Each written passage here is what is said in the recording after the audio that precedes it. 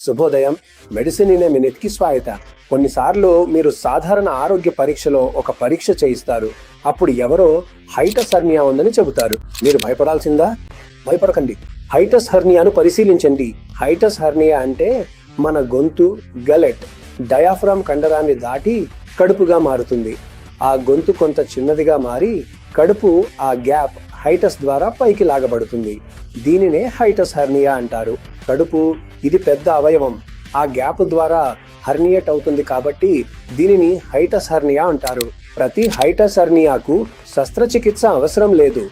కానీ ఒక రోగికి హైటస్ హెర్నియాతో పాటు రిఫ్లెక్స్ వ్యాధి ఉంటే లేదా పెద్ద హైటస్ హెర్నియా ఉన్నప్పుడు గుండె మండే లక్షణాలు కొనసాగితే కేవలం ఆమ్లాన్ని తగ్గించే మాత్రలు కాకుండా మరింత ప్రభావవంతమైన చికిత్స అవసరమవుతుంది. మరుసటి కొన్ని ఎపిసోడ్లలో హైటస్ హెర్నియాకు శాశ్వత పరిష్కారం ఎలా ఇవ్వవచ్చో మనం తెలుసుకోబోతున్నాం. మా వెంట ఉండండి.